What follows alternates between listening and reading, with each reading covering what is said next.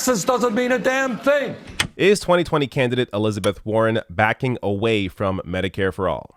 That's a question that people have on their minds after seeing her tweet out this. Glad I got a chance to talk with ABC CBN News about improving access to healthcare, strengthening our economy, and reforming our immigration system. Okay, improving access to healthcare. This is known as a BS line that doesn't mean anything. Let me show you a point that Bernie Sanders made in a debate when he had this debate against Ted Cruz on CNN on healthcare. Watch this point that Bernie Sanders makes about politicians that talk about having access to healthcare. Although I interpret your question to be that LaRonda does not have a right. No, that's not what I said. What I said is I heard the Bill of Rights. I got the Bill of Rights. Healthcare is a right. She has access, but she doesn't have enough money. Choosing your doctor is a right. LaRonda, you have access right now. Go out and get a really great health insurance program. Oh, you can't do it because you can't afford it. All right? That's what he's saying. Access to what? You want to buy one of Donald Trump's mansions? You have access to do that as well. Oh, you can't afford $5 million for a house? Sorry. Access doesn't mean a damn thing. There you go. Access doesn't mean a damn thing. Elizabeth Warren has the same talking point on healthcare as Ted Cruz. That's a problem. Now, you may say, well, it's just one tweet. It doesn't really mean anything. I mean, maybe it was an accident. Here's the thing.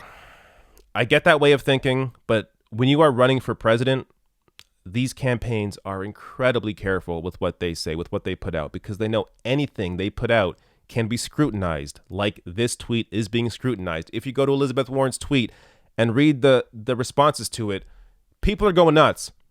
And the tweet's still up. This tweet went out days ago. So,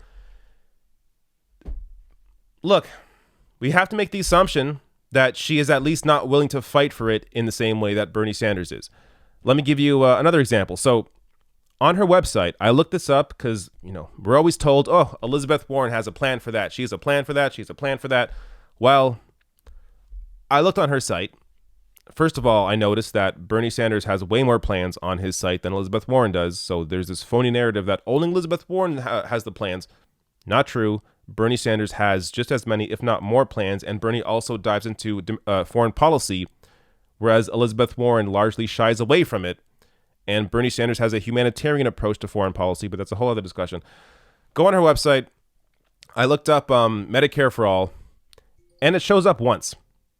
So the entire website, where she's supposed to have all these plans about healthcare, the wording Medicare for All shows up once, and there's not even a hyperlink on it for any more details. So that's all she has on healthcare is 3 words, Medicare for All, and never says anything else about it. Look, you have to remember, she started her campaign not supporting Medicare for All. Then in the first debate, she said, oh, well, now I'm with Bernie on Medicare for All. I thought at the time that was fantastic, but she hasn't been talking all that much about it. And when you put out a tweet talking about access to healthcare, you have to ask questions. And the only potential saving grace here is that maybe, it's complete speculation, maybe there's some sort of pact behind the scenes between Bernie and Warren. Bernie and Warren serve 2 very different audiences, believe it or not, if you actually dive into who supports them. Bernie supporters are more diverse, more working class. Warren supporters are more highly educated, more white. So they actually together would form an incredible ticket. But they're not fighting for the same things, at least not completely. Some of their policy obviously crosses over. I think it's obvious both Warren and Bernie are the most progressive in the race, but Bernie takes it clearly, especially when you add foreign policy on top of that. It's not even close. And when you have Warren using, a Ted Cruz talking point on healthcare, you have to ask some questions. So, look, it's not to take down Elizabeth Warren. I don't think she's the enemy here, but you have to make these distinctions between the candidates. The media pretends Bernie and Warren are exactly the same, and oh, look at all the crowds Warren is getting. Bernie's getting larger crowds, so you have to begin to ask yourself, why are they only showing Warren's crowds and not Bernie's crowds? Again, it's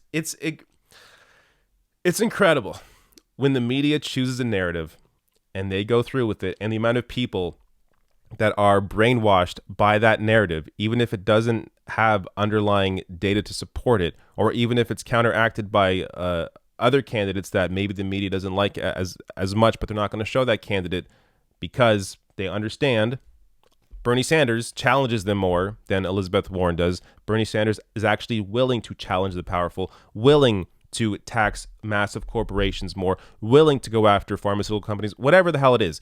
You know Bernie's actually in it for the workers, for the average person. Elizabeth Warren would be a great VP. But as far as we've seen, I'm not with her when it comes to her wavering on these various issues, and Medicare for all, who knows where she actually stands.